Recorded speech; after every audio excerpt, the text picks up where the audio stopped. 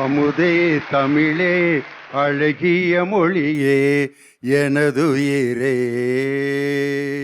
சுகம் பல தரும் தமிழ்ப்பா, சுவையோடு கவிதைகள் தா, தமிழே நாளும் நீ பாடு. அமுதே தமிழே அழகிய மொழியே எனதுயிரே.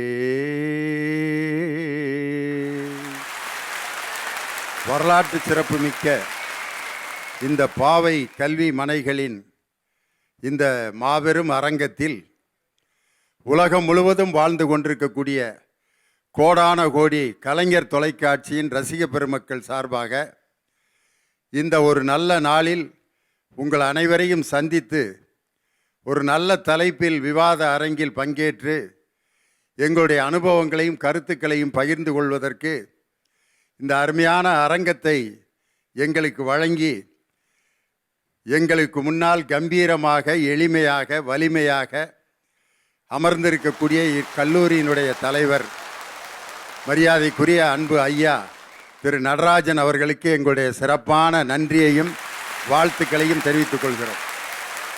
இந்த நிகழ்ச்சிக்கு ஏற்பாடு செய்து எங்களோடு இங்கே வந்து அமர்ந்திருக்கின்ற மாநிலங்களவை உறுப்பினர் அருமை தம்பி ராஜேஷ்குமார் அவருக்கு என்னுடைய சிறப்பான வாழ்த்துக்களையும் வணக்கத்தையும் சொல்லி அவருடைய அரசியல் சமூக பணி மென்மேலும் சிறக்க நான் வாழ்த்துகிறேன்.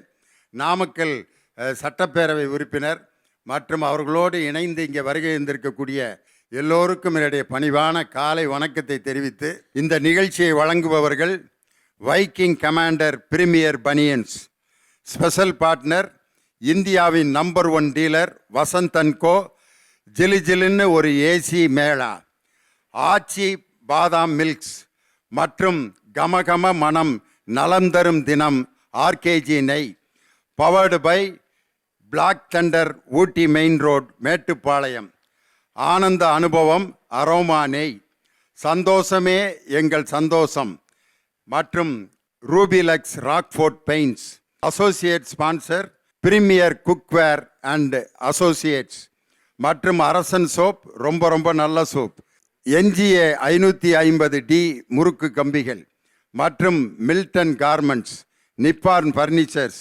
மற்றும் பட்டுக்கென்று தனிப்பிரிவு நாச்சியார் சில்க்ஸ் மதுரை, இந்த வணிக நிறுவனங்கள் இணைந்து வழங்கும் சிறப்பு பட்டிமன்றம். ஒரு நல்ல தலைப்பு, அது இந்த காலத்துக்கு தேவையான தலைப்பு. சமூக வலைதளங்களில் சித்தரிக்கப்படும் தகவல்கள், சிரிக்கவே சிந்திக்கவே அப்படின்னு தலைப்பு. ஏன்னா இந்த கையில் இருக்க அந்த மொபைல் ஃபோனை மட்டும் ஒரு அரை மணி நேரம் ஒருத்தன்ட்ட இருந்து பிடுங்கிட்டோம்னா அவன் அப்படியே ஆயிடுவான். எங்க அது எதிரா சுவாசத்தை கூட நிறுத்திடுவாங்க போல இருக்கு. அதை கையில் இருந்து வாங்கிட்டோம்னா ஒரு காமன் நேரம் எங்கே தேடி அதை கண்டுபிடிக்கிறதுக்கு இன்னொரு ஃபோனை வாங்கி அவன் நம்பரை, ஏன்னா அவன் நம்பரே தெரியாமல் அந்த மொபைல் ஃபோனை 30 வருஷமாக பயன்படுத்திகிட்டு இருக்கான். நீ இப்போ வச்சிருக்க அந்த ஃபோன் நம்பர் என்னடான்னா இந்த பார்த்து சொல்கிறேங்கிறான். அவன் நம்பரே அவனுக்கு தெரியாமல் 20 வருஷமாக அவன் கூடயே இருக்கு. யாராரோ பேசுகிறதெல்லாம், யாராரோ சித்தரிக்கிற தகவல்களை எல்லாம் வேற வினையேன்னு நம்ம உட்காந்து காலையில் அதை பார்த்துக்கிட்டு இருக்க வேண்டியிருக்கு. இந்த தகவல் தான் பரிமாறணும்னு ஒரு விவசாயே இல்லாமல் அது பாட்டுக்கு வந்துட்டு இருக்கு. எவனோ ஒருத்தன் அவன் மகனுக்கு பிறந்த நாள் கொண்டாடினதை அவன் போட்டு, என் மகனுக்கு நான் திருப்பதியில் மொட்டையடித்து பிறந்த நாள் கொண்டாடினேன் அப்படின்னு அந்த பயலுக்கு மொட்டை அடிக்கிறதுலேருந்து சந்தனம் பூசுறதுலேருந்து அதை காமிச்சு அதுக்கு கீழே எத்தனை பேர் அதை ஒருத்தன் உட்காந்து காலையில் 9:30 மணிக்கு லைக் போட்டு மொட்டை மிகவும் அழகாக இருக்கிறது, வாழ்த்துக்கள், சந்தனம் எங்கே வாங்கினீர்கள்? உடனே அவரு நம்ம மகனுக்கு பிறந்த நாள் கொண்டாடினதை ஒருத்தன் பார்த்து கமெண்ட் எழுதிட்டான் பாடுறா, வாழ்க்கையில் இதுக்கு மேலே என்னத்தரா சாதிக்கணும்ட்டு இவர் உடனே பதில், என் மகனினுடைய மொட்டையை பார்த்து பாராட்டியதற்கு மிக்க நன்றி அப்படின்னு இப்படி ஒரு கும்பிடு, ஒரு 3 கும்பிடு அப்படியே வரிசையாக போட்டு. இதே பொழப்பா ஒரு குரூப் இருக்கான். ஒரு காஃபி ஷாப்பில் ஒரு பொண்ணு அப்படி அந்த பக்கம் உட்காந்து சாப்பிட்டுட்டு இருக்கேன். 2 பேரும் இப்படி க்ளோஸாக வச்சு ஒரு ஃபோட்டோ எடுத்து, this is my girl friend அப்படின்னு போட்டு எல்லாத்துக்கும் ஷேர் பண்ணி விட்டான். உடனே அவன், இந்த பிள்ளைய பிடிச்சிட்டானாடா அவன், அப்படின்ட்டு அவன் இப்படியே பார்த்து பார்த்து அவன் ஒரு 1000 பேர்த்துக்கு ஷேர் பண்ணி அந்த பிள்ளை தற்செயலாக அந்த பக்கத்தில் இருக்க சேரில் உட்காந்துருக்கான். அந்த பிள்ளை வீட்டு வரைக்கும் போயிடும். அது போய் அந்த பொண்ணோட அப்பா பார்த்துட்டு, நீ என்ன அவன் கூட காப்பி குடிச்சிட்டு இருக்க, உன்னை காப்பி கொடுக்கவா நான் காலேஜுக்கு அனுப்புனேன்னு கலகமாகி ஒரு சின்ன ஃபோட்டோ எவ்வளோ பெரிய பிரச்சனையை உண்டாக்கிட்டு இருக்கு. ஒரு காலத்தில் இந்த பிரச்சனைலாம் இருந்ததா? ஆனால் இப்படி பிரச்சனைகளை மட்டும் உருவாக்குவது இந்த சமூக வலைத்தளத்தில் இல்லை, அதில் சிந்திக்க வேண்டிய தகவல்களும் நிறைய வருது. வாழ்க்கையில் நீங்கள் எப்படிலாம் இருக்கணும் அப்படின்னு சொல்கிறதுக்கு பலருடைய யோசனைகள், பலருடைய அரிய தகவல்கள். ஒரு சின்ன ஒரு 2 வரியை ஒருத்தன் காலையில் வாசித்து பார்த்துட்டு அவ்வளோ மகிழ்ச்சியாக காலையில் கிளம்பி போகிறான். நீ நினைப்பதெல்லாம் நடந்து விட்டால் தெய்வம் ஏதும் இல்லை, நடந்ததையே நினைத்திருந்தால் அமைதி என்றும் இல்லைன்னு கண்ணதாசன் அப்படின்னு அனுப்புனான். இந்த மாதிரி தகவல்களும் சமூக வலைதளத்தில் பரப்பப்படுது. ரொம்ப அருமையான தலைப்பு. சமூக வலைதளங்களில் சித்தரிக்கப்படும் தகவல்கள் சிரிக்கவே சிந்திக்கவே. இப்பொழுது முதலாவதாக சிந்திக்கவே என்ற அணியில் பேசுவதற்கு ஹரிபாலகிருஷ்ணன் அவர்களை அன்போடு உங்களை அழைக்கின்றேன். மதிப்பிற்குரிய நடுவர் அவர்களே, இன்னைக்கு சமூக வலைதளங்கள் மூலமாக எல்லா இடத்துலையும் நம்ம பேசுகிறோம், எல்லா நாட்டிலையும் பேசுகிறோம். ஒரு ஹிந்திக்கார பொண்ணு நம்மளை வந்து மேரா பியார்னு அங்கே பேசும்போது வராத சந்தோஷம், ஒரு தெலுங்குக்கார பொண்ணு மேரா பாவான்னு சொல்லி பேசும்போது வராத சந்தோஷம், ஒரு மலையாள பொண்ணு என்ற பிரேமேன்னு சொல்லி பேசும்போது வராத சந்தோஷம், நம்ம ஊருக்கார பொண்ணு அதே ஃபேஸ்புக்லையும் இன்ஸ்டாவிலையும் மாமான்னு சொல்லி பேசும்போது வருதுன்னு சொன்னா,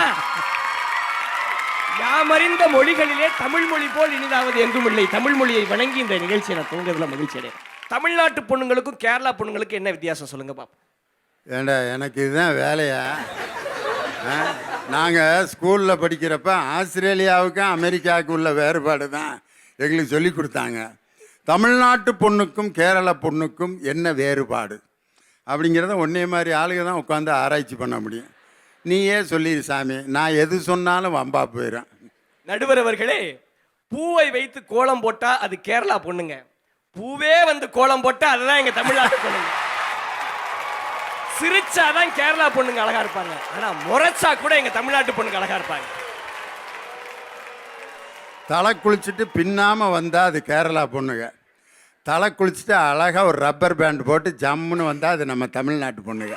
ஓகே, நீங்களும் நான் ரசிச்சிருக்கீங்கன்றது எனக்கு தெரியும். அதான் யதார்த்தமாக சொன்னப்பா, நீ வேற குடும்பத்தில் குழப்பத்தை உண்டு பண்ணிடாத.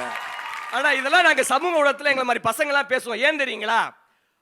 எங்களுடைய தமிழ் பொண்ணுங்களை நாங்கள் கலாய்ப்போம், அது எங்களுடைய உரிமை. ஆனால் எந்த ஒரு பொண்ணோடையும் நாங்கள் விட்டு கொடுக்க மாட்டோம், அதுதான் எங்களுடைய பெருமை. இன்னைக்கு சமூக ஊடகங்களை எங்களுடைய இளைஞர் செஞ்சுக்கிட்டு இருக்குது. இன்னைக்கு சிரிக்கிறதுன்னு பல பேர் பேசுறாங்களே, இந்தியாவில் வந்து ஒவ்வொரு துறையிலையும் சமூக ஊடகங்கள் எத்தனை பேர் பயன்படுத்துறாங்க தெரியுமா?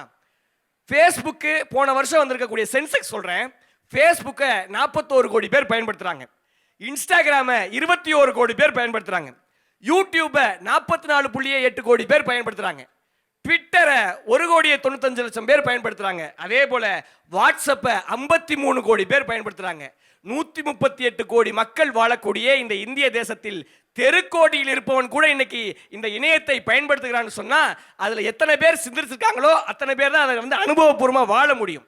இன்னைக்கு நம்ம சம்பாதிக்கிறதுக்கு துட்டு வரலையேன்னு சங்கடப்படுறவனோட எந்த ஊருக்கு போனாலும் நெட்டு வரலையேன்னு சங்கடப்படுறான் பாத்தீங்களா, அவன் தான் அதிகமா இருக்கான். நீங்க சமூக ஊடகத்தை பொறுத்தவரையும் பக்கம் பக்கமெல்லாம் சிந்திக்க தேவையில்லை. ஒரு மீம், ஒரே ஒரு மீம்ஸ் போதும், இந்த உலகத்தில் நடக்கக்கூடிய எல்லாத்தையும் அந்த ஒரு மீம்ஸ் நம்ம தெரிஞ்சுக்கலாம். இப்போ பொண்ணுங்கன்னா யாரு, பசங்கன்னா யாரு, லெஜண்ட்ஸ்னா யாரு அப்படின்ற ஒரு கணக்கு நம்மளால ஒரு மீம்ஸ் வச்சிருக்கான் பாருங்க. பேசாம பையனா பிறந்திருக்கலாம், வெளியே ஜாலியா சுத்திட்டு ஹாப்பியா இருக்கலாம்னு நினைச்சா அது பொண்ணுங்க. பேசாம பொண்ணா பிறந்திருக்கலாம், நம்ம பாட்டுக்கு வீட்லயே சாப்பிட்டு சாப்பிட்டு தூங்கி நல்லா ஜாலியா இருக்க நினைச்சா அது பசங்க. பிறக்காமையே இருந்திருக்கலாம், வாழ்க்கை சந்தோஷமா இருக்குன்னு பாருங்க, அவன் தான் லெஜண்ட்ஸ். இப்படி எவ்வளவு பெரிய வகைப்பாட்டை ஒரே மீம்ஸ்ல சொல்லிட்டான்னு சொன்னா, அதுதான் எங்களுடைய சமூக ஊடகங்கள் சிந்திக்கக்கூடிய சிந்திப்பு. சார், நீங்க விசா இல்லாம வெளிநாடு கூட போயிடலாம், ஆனா வேலை இல்லாம பக்கத்துல சொந்தக்காரன் வீட்டுக்கு போக முடியும்னு நினைக்கிறீங்க? பார்த்த உடனே கேட்பான், தம்பி என்ன வேலை பார்க்குறீங்க, அடுத்து என்ன பண்ண போறீங்க, இப்பதான் படிச்சு முடிச்சிருக்கோம், அடுத்து என்ன பண்ண போறீங்க, அக்காவெல்லாம் இருக்காங்க கட்டி கொடுக்கணும். இப்படி நம்மளை தொந்தரவு மேல தொந்தரவா பண்ணுவோம் பாத்தீங்களா. நாங்க அந்த மாதிரி சொந்தக்காரங்களுக்குலாம் ஒரே ஒரு மீம்ஸ்ல பதில் சொல்லிடுவோம். எப்படி தெரியுமா? சிச்சி சிச்சி சிச்சி சி என்ன பழக்கம் இது? சின்ன பிள்ளை போல சொல்லிட்டு நாங்க கடந்து போயிட்டே இருப்போம். துக்கங்களை கூட ஒரு சந்தோஷமான மொழியில வெளிப்படுத்த முடியும்னா இன்னைக்கு சமூக ஊடகத்துல பயன்படுத்திக்கிட்டு இருக்க அந்த மொழியால தான் சார் இன்னைக்கு நீ வெளிப்படுத்துறோம். ஒரே காலகட்டத்திலலாம் திருமணம் செஞ்சு வைப்பாங்க இல்லையா, எப்படி இருக்குன்னு உங்களுக்கே தெரியும். இப்போ உங்களுக்குலாம் வந்து திருமணம் செஞ்சு வைக்கும்போது பொண்ணு வீட்டை அழைச்சி பேசுவாங்க, மாப்பிள்ளை வீட்டை அழைச்சி பேசுவாங்க, ஜாதகத்தை பார்ப்பாங்க. ஆனாலும் ஒரு பயம் இருந்துகிட்டே இருக்கும். மாப்பிள்ளை நல்லவனோ கெட்டவனோ, இவ்வளவு பார்த்துட்டோம், மாப்பிள்ளை எப்படி இருப்பானோ, இப்படி ஒரு பயம் இருந்துகிட்டே இருக்கும். சில திருமணங்கள் நடந்து முடிந்ததுக்கு அப்புறம் கூட பெண்ணு சரியில்லை ஆண் சரியில்லைன்னு சொல்லிட்டு சண்டை போட்ட எத்தனையோ குடும்பங்கள் இருக்கு. ஆனா இன்னைக்கு ஒரு பொண்ணையும் பையனையும் ஜாதகத்தை வாங்க வேணாம், சொந்தக்காரங்களை விசாரிக்க வேணாம், உன் இன்ஸ்டா ஐடியையும் பேஸ்புக் ஐடியையும் கொடுன்னு கேட்டா போதும். அது மான் குட்டியா இல்ல மாமா குட்டியான்னு சொல்லிட்டு பார்க்கும் போதே தெரிஞ்சிடும் சொன்னா எங்களுடைய சமூக ஊடகங்கள் எப்படி சிந்திக்க வைக்குதுன்னு பாருங்க. எவ்வளவு எளிமையா இன்னைக்கு வாழ்க்கையை கொடுத்துருக்குங்க சார். எல்லா தொழிலுக்கும் ஓய்வு இருக்குது, ஆனா ஒரு தொழிலுக்கு மட்டும் ஓய்வே இல்லை. என்ன தெரியுமா? விவசாயம். இந்த உலகத்துல எக்ஸ் ஆர்மி மேன் இருப்பாங்க, எக்ஸ் டாக்டர் இருப்பாங்க, எக்ஸ் இன்ஜினியர் இருப்பாங்க, ஆனா எக்ஸ் விவசாயின்னு யாராவது ஒரு ஆள் இருக்காங்களா? இருக்கவே மாட்டாங்க. ஏன்னா வாழ்நாளில் ஒன்ஸ் விவசாயி ஆல்வேஸ் விவசாயின்னு சொல்லக்கூடிய விவசாயம் காக்கக்கூடிய நாடு நம்முடைய நாடு. இன்னைக்கு விவசாயம்லாம் அழிஞ்சு போயிருப்போம் அப்படின்ற ஒரு மிகப்பெரிய கேள்விக்குறி வைக்கும் போது படித்த பட்டதாரி இளைஞர்கள் தாங்கள் விவசாயம் செய்வதோடு மட்டுமல்ல அதை சமூக ஊடகங்களில் பதிவிட்டு எப்படி செய்யணுன்ற முறையை கற்றுக் கொடுத்து நேரடியாக மக்களோடு தொடர்பு இருக்கக்கூடிய அப்படிப்பட்ட இளைஞர்கள் மூலமாக நீங்கள் கேட்டால் தெரியும். நிச்சயம் சமூக ஊடகம் என்பது சிந்திக்க வைக்கவே என்று சொல்லி வாய்ப்பு தந்த அனைவருக்கும் நெஞ்சார்ந்த நன்றிகளை சொல்லி விடைபெறுகிறேன். நன்றி, வணக்கம். சிந்திக்கக்கூடிய கருத்துக்கள் நிறைய வருதுன்னு ஹரி பேசியிருக்கார். அதுக்கு பதில் பேசணும். மிக சிறந்த பேச்சாளரும் அருமையான பாடகர், குமரி மாவட்டத்திலிருந்து வருகை தந்திருக்கக்கூடிய பாட்டும் பேச்சும் கலந்து பேசுவதிலே ஆற்றல் மிக்க பேச்சாளர் அருமை சகோதரி திருமதி மலர்விழி அவர்களை உங்கள் பலத்த கரவொலியோடு மேடைக்கு அழைக்கின்றேன். வாங்கம்மா. சமூக ஊடகங்களில் வலம் வரும் கருத்துக்கள், தகவல்கள் சிரிக்கவா சிந்திக்கவா, அவ்வளோதானே. இதுக்கு ஏன் தம்பி இவ்வளவு சத்தம் போட்டு பேசிட்டு போனார்? சிரிக்க தெரியாத லைஃபும் சிங்காரிக்க தெரியாத ஒய்ஃபும் வேஸ்ட்டுன்னா எத்தனை பஞ்சு டைலாக்கியா! அடாடாடாடா, சினிமாக்காரங்கெல்லாம் இதை ஏன் விட்டு வச்சிருக்காங்கன்னு தெரியல. அறுசுவை இல்லாம கூட வாழ்ந்துடலாம், நகைச்சுவை இல்லாம வாழ முடியாது. நம்ம நாமக்கலுக்கு ஒரு சிறப்பு உண்டு. நாமக்கல் என்றாலே முட்டை ஞாபகத்துக்கு வரும். ஆனால் கல்வியிலே முட்டை வாங்காத ஒரு மாவட்டமும் நாமக்கல் மாவட்டம். சொன்னார்ல தம்பி மாமா குட்டி, உண்மையிலேங்க பிள்ளைங்கள்லாம் இன்னைக்கு என்ன சொல்லுது? ஹலோ செல்ல குட்டி அல்லது மாமா குட்டி, நீ எங்க இருக்க? நானா ஷாப்பிங் மால்ல இருக்கேன். அந்த பையன் உடனே நீ திரும்பி பாரு, நீ நிக்கிற ரேஷன் கடை கியூல தான் நானும் நிக்கிறேன். இதுல வேற லைக் பண்ணுங்க, ஷேர் பண்ணுங்க, சப்ஸ்கிரைப் பண்ணுங்க. உப்பிட்டவரை உள்ளளவும் நினைன்னு அன்னைக்கு சொன்னாங்க. இன்னைக்கு லைக் இட்டவரை லைஃப் முழுக்க நினை, கமெண்ட்ஸ் இட்டவரை காலம் முழுக்க நினை. அதுதான் இன்னைக்கு வலைதளம்னு ஒருத்தன் பேர் வச்சான் பாருங்க, அவனுக்கு செல வைக்கணும். ஏன் தெரியுமா? வலைதளம்னு கரெக்டா பேர் வச்சிருக்கான் பாருங்க, உள்ள போனா வெளியே வர முடியாது. அதனாலதான் வலைதளம்னு பேர் வச்சிருக்காங்க. நீங்க சொன்ன மாதிரி செல்ல மட்டும் கையில இருந்து வாங்கிட்டோன்னு வைங்க, பாதி பேர் பைத்தியமா மாறிடுவான். ஒருத்தர் கோவத்துல செல்ல போட்டு டமார்னு உடைச்சாரு. செல்லு பேசிச்சிங்க, உண்மையில பேசிச்சு. அவனை என்ன மட்டும் நீ உடைச்சு பாரு, அனாதை ஆயிருவ அப்படின்னு சொல்லிச்சு நடுவர் அவர்களே. இன்னைக்கெல்லாம் கருத்துக்கு சிந்திக்கிறதுக்கு எங்கேயுமே மரியாதை இல்லை. சிந்திக்கிறதுக்கு நிறைய விஷயங்கள் நம்ம நாட்டில் இருக்கு, இலக்கியங்கள் இருக்கு, 8 தொகை, 10 பாட்டு, பரிபாடல் எல்லாம் இருக்கு. ஆனா ஒரு குத்துப்பாட்டு கேட்டா எவ்வளவு மகிழ்ச்சியா இருக்கு இல்லையா நடுவர் அவர்களே? சினிமானாலே அவ்வளவு மகிழ்ச்சிங்க. சினிமா பார்த்துக்கிட்டு சோகமா வர முடியுமாங்க? இன்னைக்கெல்லாம் மாணவர்கள்ட்ட ஒரு கேள்வி கேட்டா டமால் நடிப்பான். நம்முடைய தேசிய விலங்கு எதுடானாரு, உடனே புலி உருமுது வேட்டக்கார வரத பார்த்து. தேசிய மலராவது தெரியுமாடா? ஒரு சின்ன தாமரை அப்படின்னா. வரலாறு தெரியுமாடா? கரிகாலே கால போல கருத்து இருக்குது குழல் இல்ல தாஜ்மஹால் நிழலு. அவர் கோவம் வந்து தலையில பெரம்படுத்து நங்குன்னு வச்சார். என் உச்சி மண்டையில சுருங்குது, ஒன்ன பார்த்தாலே விருங்குது. உடனே அவருக்கு வந்து நான் அடிச்சா தாங்க மாட்டேன், 4 மாசம் தூங்க மாட்டேன். உடனே அவன் மோதி பாரு வீடு போய் சேர மாட்டேன். இவ்வளவு பாட்டெல்லாம் இருக்கு நடுவர்களே. இப்பெல்லாம் எக்ஸாம் முடிஞ்சல, எங்கம்மா இப்ப வாத்தியார்கள்லாம் மாணவர்களை அடிக்க முடியுது? பெரம்ப கையில் எடுத்தாரு, ஜெயிலில் டவுசரை போட்டு உட்கார வச்சிருக்காங்க வாத்தியார. சும்மா எடுத்து அந்த பக்கம் மேஜையில் இப்படி வச்சிருக்காரு. அதை போட்டோ எடுத்து போட்டேன் சமூக வலைதளத்தில். பிரம்புடன் வந்த ஆசிரியர். உடனே போலீஸில் கம்ப்ளைண்ட்டு, எஃப்ஐஆர் போட்டு டவுசரோடு உட்காந்துருக்காரு வாத்தியார். கொரோனாக்கு பிறகு பிள்ளைங்களுக்கு எக்ஸாம்னாலே பயமா இருக்கு. அங்க வந்து உட்கார்ந்துருக்கான், ஒன்றும் தெரிய மாட்டேங்குது. பையன் அப்படியே உருன்னு பார்க்குறான் கொஸ்டின் பேப்பரை. ஒன்றும் புரியல, கண்ணு மூலி இல்லை, சொல்ல தெரியல. பக்கத்துல இருந்து ஒரு பிள்ளை நல்லா எழுதிட்டு இருக்கு. உடனே அவட்ட கேட்குறான், நீ எப்ப புள்ள சொல்ல போற ஆன்சரை, எப்ப புள்ள சொல்ல போற. அவ பார்த்து சொல்லி கொடுத்துட்டா.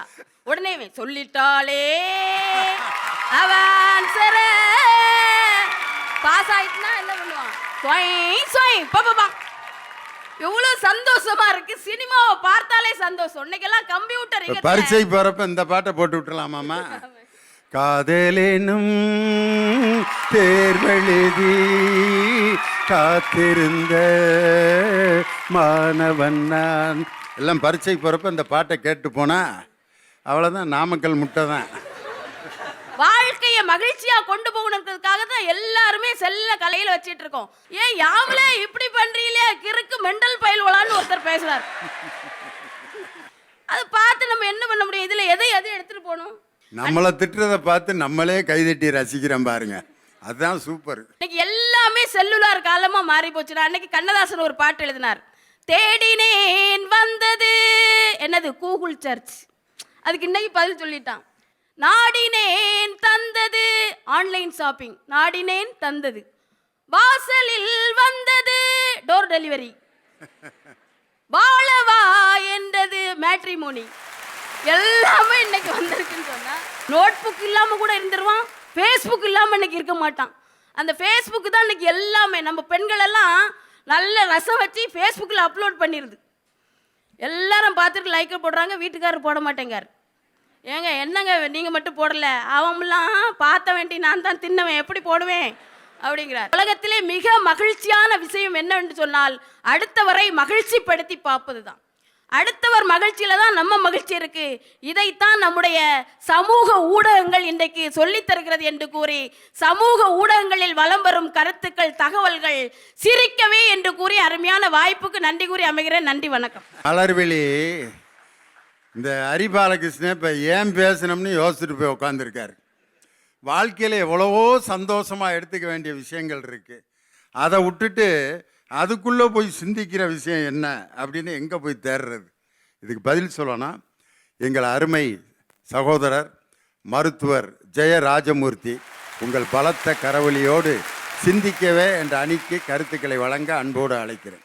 இந்த சமூக ஊடகங்கள் பயன்படுத்தக்கூடிய நாம் ரொம்ப ஜாக்கிரதையாக இருக்கணும். ஒன்றும் இல்லை நடுவர் அவர்களே, எனக்கு தமன்னாவுடைய வயசு என்னன்னு தெரிஞ்சுக்கணும்னு ஒரு விருப்பம் வந்துச்சு.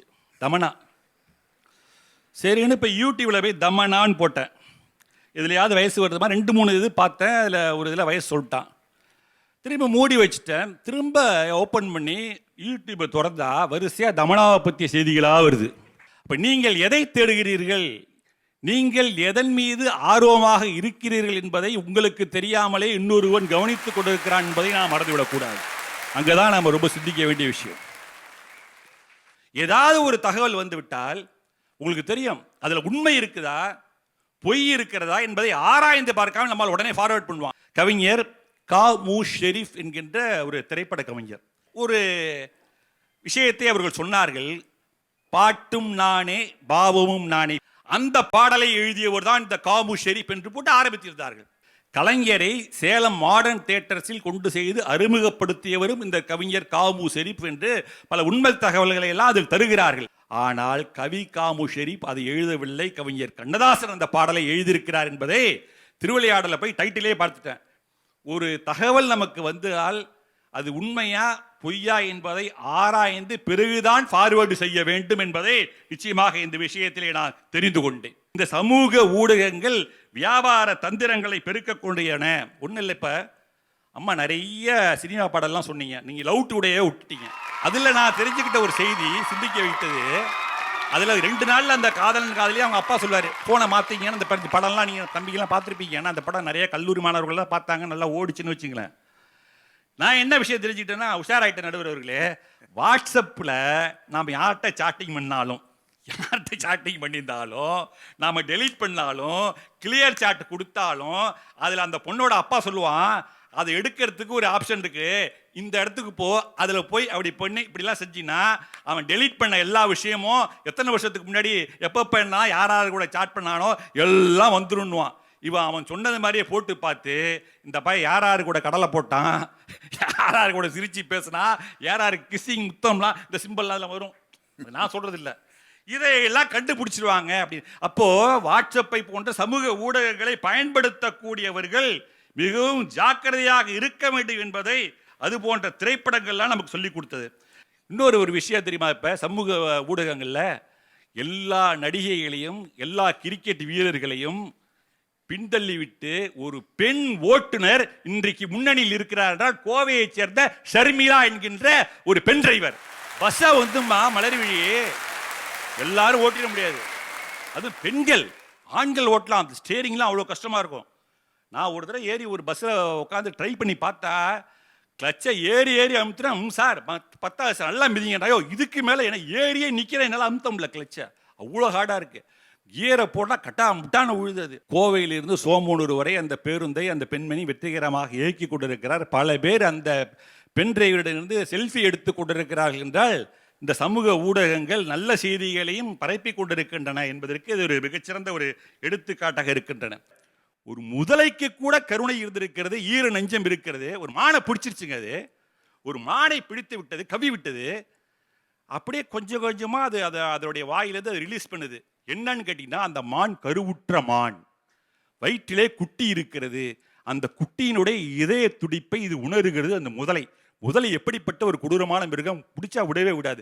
ஆனால் அதற்கும் கூட கருணை இருந்து இது கர்ப்பிணி மானாக இருக்கிறது, விட்டு விடுவோம் என்று விட்டு வெளியில் வருகிறது. இந்த காட்சியை நான் ஒரு ஷார்ட் வீடியோவில் பார்க்கிறேன் என்றால் உள்ளபடியே மனிதர்களை விட சில நேரங்களிலே விலங்குகள் கருணை உள்ள பிராணிகளாக நம்முடைய கண்ணுக்கு தெரிகிறது. நாமும் கொஞ்சம் கருணை நெஞ்சத்தோடு வாழ்வோம். சமூக ஊடகங்கள் நம்மை சிரிக்க வைப்பதை விட அதிகமாக சிந்திக்கவே வைத்திருக்கின்றன. நடுவர் அவர்களே, நல்ல ஒரு தீர்ப்பை வழங்குமாறு கேட்டுக்கொண்டு விடைபெறுகிறேன். நன்றி, வணக்கம். சமூக வலைதளங்களில் சித்தரிக்கப்படும் தகவல்கள் சிந்திக்கவே.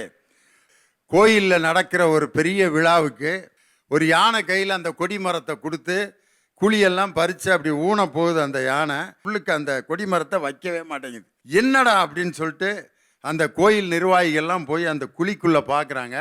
ஒரு தாய் பூனை குட்டி போட்டு படுத்துருக்கு. அந்த குட்டிகள் சாகக்கூடாதுங்கிறதுக்காகத்தான் அந்த யானை அதை நுட்பமாக பார்த்துட்டு கொடிமரத்தை வைக்காமல் இருக்கு அப்படிங்கிற அந்த செய்தியை போட்டுட்டு கீழே ஒருத்தன் போட்டிருக்கான், பெரும்பான்மையாக இருப்பவர்கள் சிறுபான்மையினரை பாதுகாப்பது தான் இந்தியா, இதுதான் இந்தியான்னு சொல்லி ஒரு சின்ன சம்பவத்தை வச்சு எவ்வளோ பெரிய செய்தியை நமக்கு கற்றுக் கொடுத்துருக்காங்க. அதற்கு அடுத்து சிரிக்கவே என்ற அணியில் பேசுவதற்கு மதுரை சங்கர். நடுவர் அவர்களே, இந்த பட்டிமன்றம் சிந்திப்பதற்கு எவ்வளவு வாய்ப்பளிக்கிறதோ அதே அளவிற்கு சுதந்திரமாக சிரிப்பதற்கும் வாய்ப்பளிக்க வேண்டும் என்பதுதான் எங்களுடைய கோரிக்கை. என்ன பண்ணாரு தெரியல, பாவம் டாக்டர் எதுக்கோ தெரியாம தமனாவோட வயசை தேடி இருக்காரு யூடியூப்ல.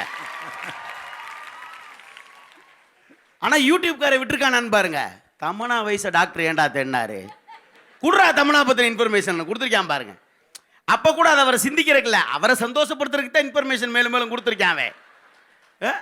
எல்லாத்தையுமே சமூக ஊடகங்கள் எந்த ஒரு சூழ்நிலையும் நமக்கு சந்தோஷத்தை தர மாதிரி மாறிடுச்சு சார். அதுல இந்த வாட்ஸ்அப்பு, அடேங்கப்பா, நான் கேட்குறேன், சும்மா எல்லாத்தையும் தயவுசெய்து சீரியஸாக எடுத்துக்காதீங்க. எனக்கெல்லாம் டெய்லி 10 பேர் அனுப்புகிறான். ஒரு சாமி படத்தை அனுப்பி இன்று மாலை 4 மணிக்குள் இதை அனுப்புங்கள், ஒரு நல்ல செய்தி வந்து சேருங்கிறான். சார் அப்படி அனுப்புறவன கூட பரவாயில்ல, அதில் இன்னொருத்தன் அனுப்புகிறான், நீ அனுப்பாவிட்டால் உனக்கு 4 மணிக்குள் கெட்ட செய்தி வருங்கிறான். நம்ம பயந்து போய் 10 பேருக்கு அனுப்ப வேண்டியதாக இருக்குது. வாழ்க்கையில் எதை நம்பணும் எதை நம்பக்கூடாது, சந்தோஷமாக எல்லாத்தையும் பார்த்துட்டு தயவு செஞ்சு போங்க. அதை விட்டுட்டு தேவையில்லாத விஷயத்தெல்லாம் யோசிக்காதீங்க தயவு செஞ்சு. சார் இந்த யூடியூப் சேனல்னு ஒன்று வச்சுருக்கான், அவன் படுத்துகிற பாடு. எங்கள் நடுவர் ஒரு புத்தக வெளியீட்டு விழா நடத்தினார். வளர்ந்த கதை சொல்லவா அப்படின்னு அவர் ஒரு புத்தகம் வெளியிட்டார். அதை முதலமைச்சர், அமைச்சர்கள் எல்லாரும் வந்து வெளியிட்டாங்க. அதில் நம்மளுடைய பாராளுமன்ற உறுப்பினர் எம்பி டிஆர் பாலு பேசுகிறப்போ ஒரு தகவல் சொல்கிறார். நடுவர் லியோனி எப்போ போனாலும் அவங்க வீட்டுக்காரமாக கூட தான் போவார் ஏன்னா அந்த அளவுக்கு அவங்க வீட்டுக்காரம்மாக்கு நடுவர் மேல ஒரு நம்பிக்கை அப்படின்னு ஒரு நகைச்சுவையா போட்டார் சார். இது நகைச்சுவையா பேசுனது சார். ஒரு 3 நாளைக்கு முன்னாடி இது பேசி முடிச்சதுக்கப்புறம் நான் யதார்த்தமா யூடியூப்குள்ள போறேன். யூடியூப்குள்ள திடீர்னு ஒரு மேட்டர் போட்டிருக்கான். என்ன? மேடையில் உண்மையை உடைத்த டிஆர் பாலு,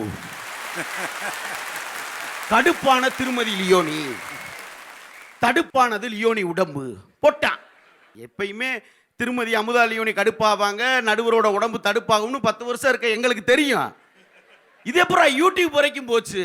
ஏயா என் குடும்ப விஷயம் இந்த பாவை காலேஜில் இப்படி மேடையில் இப்படி அசிங்க பண்ணுமா? இதுக்கு தான் யூடியூப்பில் தான் இதையும் சொல்லியிருக்கேன்.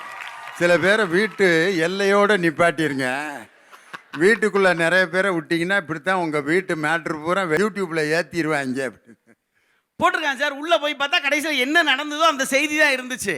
ஆனால் இவங்க கொடுக்குற பில்டப் பார்க்கணுமே. அடேங்கப்பா, அதை பார்த்துட்டு நீங்கள் ஃபோன் பண்ணி என்னம்மா இப்படி ஆகி போச்சாமலன்னு லியோனி வீட்டில் பேசி அவங்க வீட்டில் பஞ்சாயத்தை உருவாக்குனா அதுதான் தேவையில்லாத பிரச்சனை. சிரிச்சுட்டு போய்கிட்டே இருக்கணும் சார். ஒன்றும் இல்லை, நான் நிறைய ஊரில் ஜோக் சொல்லிக்கிட்டே இருப்போம்.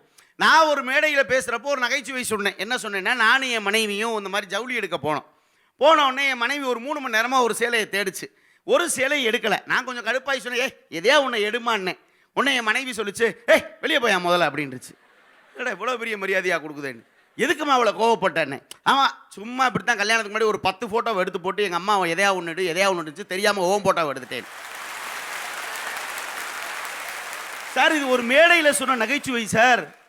ஒரு 4 நாள் கழிச்சு என் மாமனார் மாமியார் பஞ்சாயத்து கூப்பிட்டு ஒரு 10 பேர் வந்துட்டாங்க. வீட்டில் வந்து உட்காந்து என்னடான்னா யூடியூப்பை காட்டுறாங்க. மதுரை சங்கரின் மனைவி கண்ணீர் பேட்டி, தெரியாமல் திருமணம் நடந்து விட்டது. வந்துட்டேன் சார். வீட்டில் பெரிய பஞ்சாயத்து. சொல்ல முடியுமா? இது நகைச்சுவைக்கு சொன்ன. ஆனால் நான் என்ன சொல்கிறேன், இது எல்லாத்தையுமே நீங்கள் கடந்து போகணும் சார். இந்த மாதிரியான விஷயங்கள் எல்லாம் நகைச்சுவைக்காக நமக்கு கொடுத்துக்கிட்டு தான் இருக்குது. பேக்ரவுண்டை சேஞ்ச் பண்ணி எவ்வளோ ஃபோட்டோ போட்டுக்கிட்டு இருக்கேன் சார். ஜாலியாக தானே இருக்குது. என்ன தப்பு?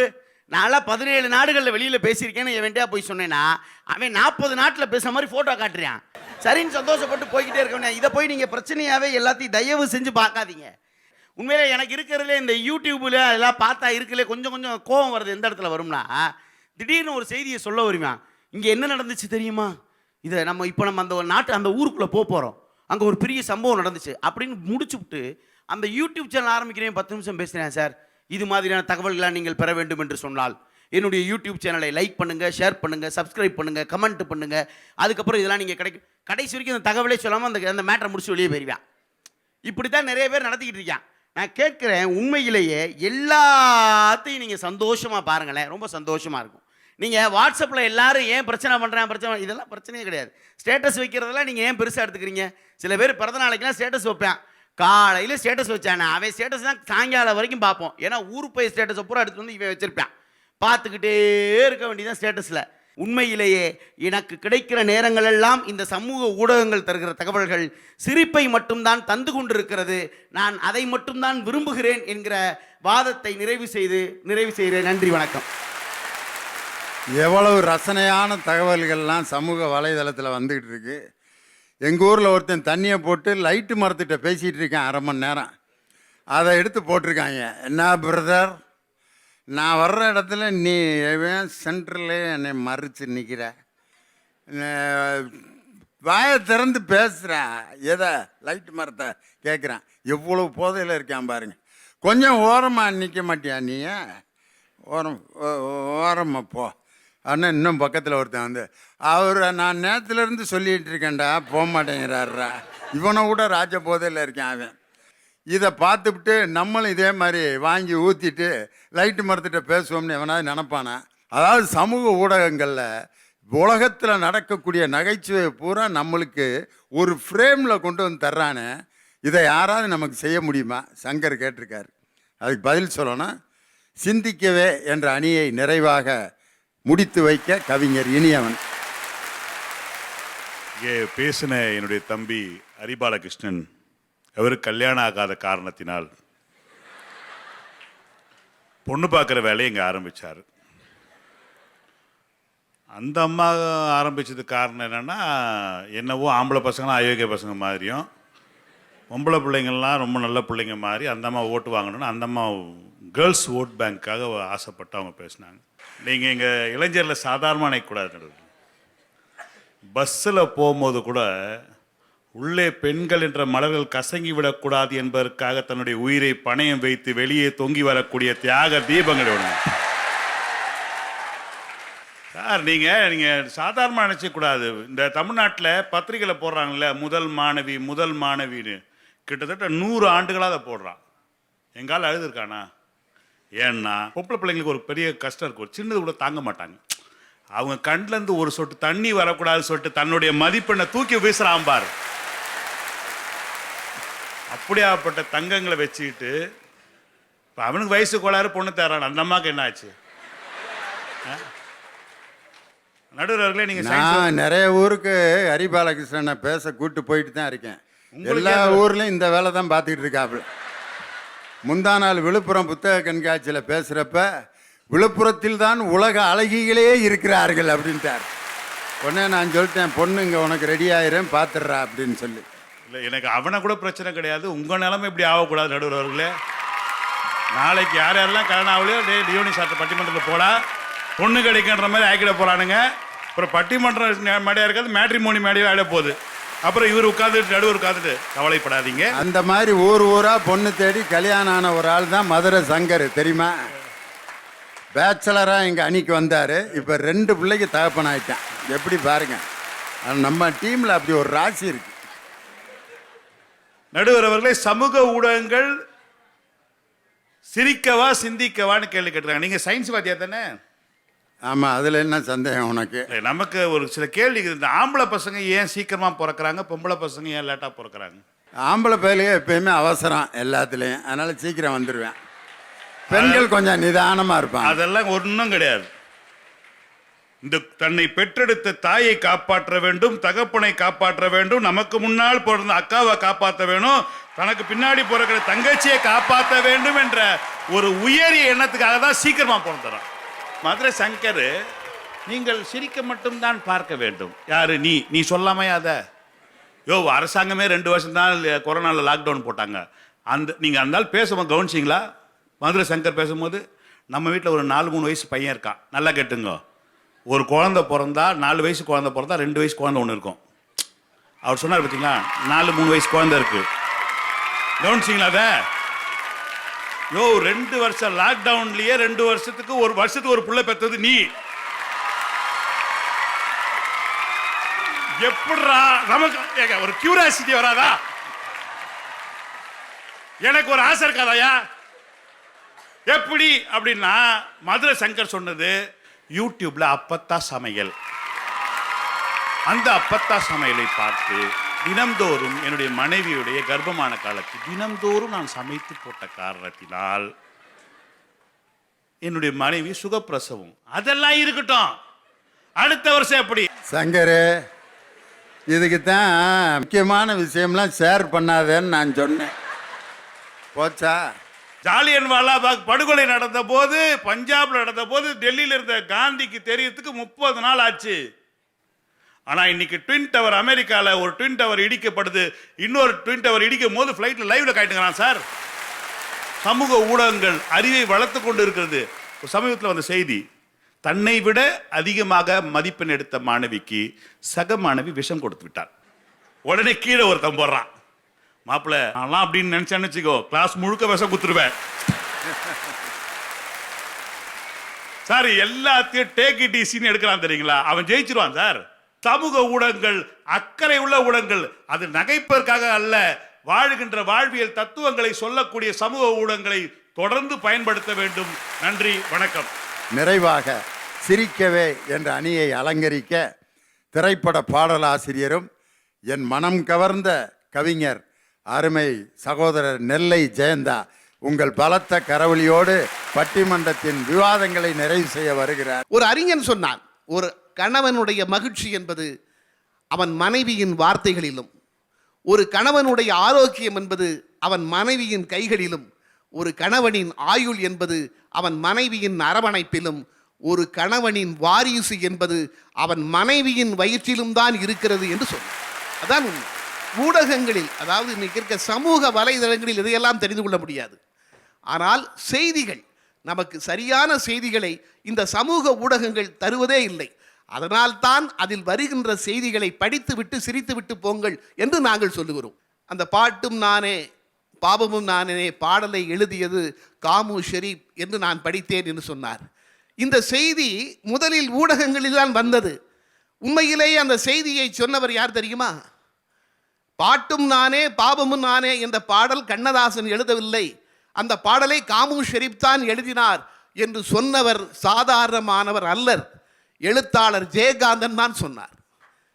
இது உங்கள் ஊடகத்திலே வந்திருக்காது.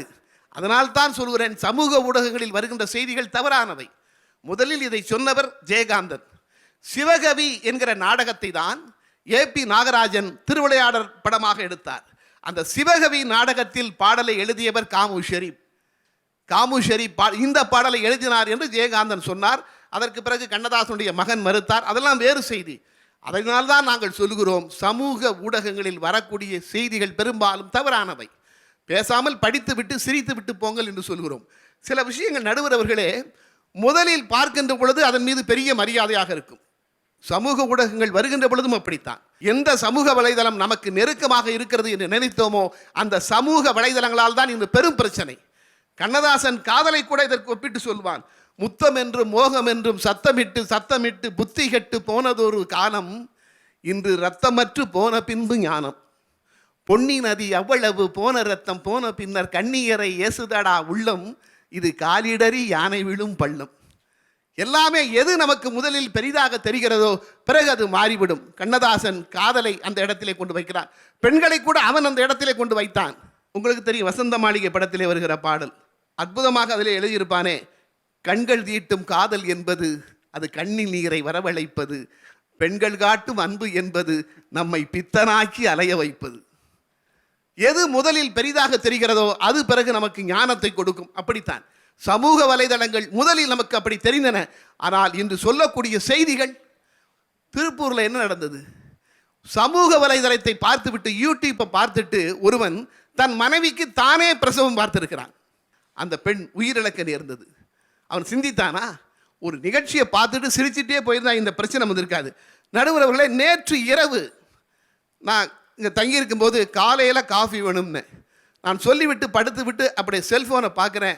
அதில் ஒரு செய்தி வருது, காலை எழுந்தால் காஃபி, எழாவிட்டால் பால். ஒரு செய்தி படிக்கின்ற பொழுது, ஆக இதுக்கு நான் சிரிச்சுட்டு தான் போக முடியும். ஒரு செய்தி வருது, சனி பயிற்சிக்கும் குரு பயிற்சிக்கும் என்ன வித்தியாசம்? மனைவி வீட்டை விட்டு போனால் சனி பயிற்சி, திரும்ப வரும்போது குழந்தையாவையும் கூட்டுட்டு வந்துட்டான்னா குரு பயிற்சி. இது மாதிரி செய்திகள் தான் இன்று சமூக வலைதளங்களில் வருகின்றன என்பதை நாம் மறந்துவிடக்கூடாது. ஆக அப்படிப்பட்ட செய்திகள் இருப்பதால் தான் திரும்ப திரும்ப நாங்கள் சொல்கிறோம். இன்னைக்கு இந்த ஸ்டேட்டஸ்னு ஒன்று போடுறானே, அது எல்லாரும் பார்க்குறான். 10th ரிசல்ட் வந்ததுங்க. எங்கள் ஊரில் ஒரு பையன் 10th ரிசல்ட், சின்ன பையன் தான். அவன் ஸ்டேட்டஸ் போட்டு வச்சுருக்கான், இன்னைக்கு என் மார்க்கை கேட்குறவன் யாரானாலும் சரி ரத்தம் கக்கி செத்து போயிடுவான். இதை ஒரு ஸ்டேட்டஸ்னு போட்டு வைக்கிறான். ஆக எப்படி இருக்கிறார்கள் பாருங்கள். சமூக வலைத்தளங்கள் இன்னைக்கு என்ன ஆயிடுச்சுன்னா எல்லோரையும் படைப்பாளி ஆக்கி விடுகிறது. எல்லாரும் அதில் எழுத ஆரம்பிச்சிட்டான். விவரம் தெரிகிறதோ தெரியவில்லையோ, எல்லோரையும் இந்த சமூக வலைதளங்கள் படைப்பாளி ஆக்கிவிட்டன. அது மிகப்பெரிய குற்றம். பத்திரிகையாளர் என்பது எவ்வளவு பெரிய இடம், ஒரு பத்திரிகை என்பது எவ்வளவு பெரிய இடம். செல்போனில் பார்த்தீங்கன்னா எல்லோரும் பத்திரிகையாளராக மாற முயற்சிக்கிறார்கள்.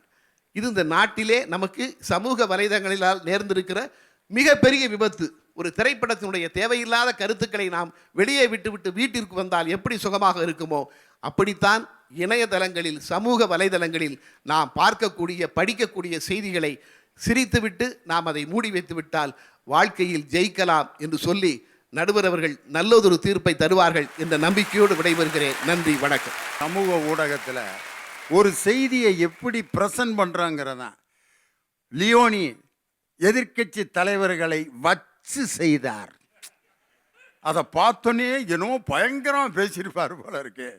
லியோனி பெண்களை கழுவி கழுவி ஊற்றினார் அப்படின்னு போடுறேன். என்னடா பேசியிருப்பார். அந்த தலைப்பை பார்த்தோன்னே வாசிக்கணும் போல ஆசையாக இருக்குது. இதெல்லாம் பார்த்துட்டு என்ன பேசியிருக்காரோ கேட்டு சந்தோஷமாக கேட்டு போங்க. எந்த இடத்துலையுமே மகிழ்ச்சியாக இருக்க தெரிந்தவன் தான் மனிதன். இந்த குரூப் அதைத்தான் சொல்கிறாங்க. எம்ஆர் ராதாவை வழக்கில் அரெஸ்ட் பண்ணி போலீஸ் ஸ்டேஷனில் உட்கார வச்சுருக்காங்க, டிஜிபி ரூமில் உட்கார வச்சுருக்காங்க. எம்ஆர் ராதா அப்படியே பார்க்குறாரு. டிஜிபி போர்டுகளோட அந்த படங்களோட திருவள்ளூர் படமும் மாட்டியிருக்கு. எல்லாரையும் கூப்பிட்டு, டே இந்த ஆளு எப்படா டிஜிபியாக இருந்தார், தாடியும் மீசையும் வச்சுக்கிட்டு திருக்குறள் எழுதினவரையும் டிஜிபியை வச்சுருந்தாங்களா, இவ்வளவு நாள் நமக்கு தெரியாமல் போச்சுடா திருவள்ளுவர் தமிழ்நாட்டில் டிஜிபியாக இருந்தாருன்னு. அந்த கூட்டமே சிரிக்குது. அரெஸ்ட் பண்ணி உட்கார வச்சிருக்கக்கூடிய நேரத்தில் கூட ஒரு மனிதனை மகிழ்ச்சிப்படுத்தணும்னு நினச்சிருக்காரு பாருங்க அந்த கலைஞர். இதை இப்போ பார்த்துட்டு சந்தோஷமாக இருந்துட்டு போங்க, இதில் என்ன அப்படின்னு கேட்குறாங்க. சிந்தித்தல், விலங்குகளை விட ஒரு மனிதனை வேறுபடுத்தி காட்டுவது அந்த ரீசனிங் பவர், சிந்திக்கும் ஆற்றல் தான். அந்த சிந்தனைக்குரிய கருத்துக்களை எந்த இடத்துல ஒரு மனிதன் தேடி தேடி இன்னைக்கு போக வேண்டியிருக்கு. காரணம் என்னன்னா, இன்னைக்கு ஒரு பெண்ணை பற்றி ஒரு தகவல் ஒருத்தன் அனுப்பியிருக்கான். ஆண்களுக்கும் பெண்களுக்கும் என்ன வித்தியாசம்? இப்போ எல்லாரும் அதே தான் பேசுனாங்க. ஆண்களும் பெண்களும் எந்த விஷயத்தில் வேறுபடுறாங்கன்னா, முகக்குறியீடு, பாடி லாங்குவேஜை ஸ்டடி பண்ணுறதுல ஆண்களை விட பெண்கள் ஒரு 10 மடங்கு வலிமையானவர்கள் அப்படிங்கிறான். வீட்டுக்குள்ளே நுழைஞ்சவனையெல்லாம் நம்பிடுவாங்க. ஆமாம் நல்லவராக இருக்கார அப்படின்னா, நல்லவரில் அந்த அம்மா சொல்லும், பார்வையே சரியில்லை, திங்கிற மாதிரி பார்க்குறான் அப்படிங்குது. அது எப்படி திங்கிற மாதிரி உனக்கெல்லாம் அதெல்லாம் தெரியாதியா, அவன் கண்ணே சரியில்லை, அவன் கூட நீ பழகாத அப்படிம்பாங்க. எப்படிமான்னா தெரியவே தெரியாது. அதனால் அந்த பாடி லாங்குவேஜை ஸ்டடி பண்ணுறதுல பெண்களுக்கு ஒரு மிகப்பெரிய ஆற்றல் இன்னைக்கு இருக்கிறத நம்ம பார்க்குறோம். அந்த பெண்கள் பற்றிய சிந்தனைகளை எல்லாம் இந்த சமூக வலைதளங்களில் ஒவ்வொருவரும் நமக்கு தந்து கொண்டிருக்கிறார்கள். சிரிக்க வேண்டிய தகவல்களுக்கு மனம் விட்டு வாய் விட்டு சிரிப்போம். சிந்திக்க வேண்டிய தகவல்களை தேடி தேடி பார்த்து அந்த தகவல்களை நமதாக்கி கொள்வோம். மற்றவர்கள் பெறுகின்ற அறிவெல்லாம் நமக்கு கொட்டி கிடக்கின்ற அந்த சமூக வலைதளங்களில் சிந்திக்கக்கூடிய கருத்துக்களை தேர்வு செய்து தேடி தேடி போய் பார்த்து அந்த கருத்துக்களால் பயன்பெறுவோம் என்று சொல்லி, சமூக வலைதளங்களில் சித்தரிக்கப்படும் தகவல்கள் சிரிப்பதற்காக மட்டுமல்ல, சிந்திப்பதற்காகத்தான்.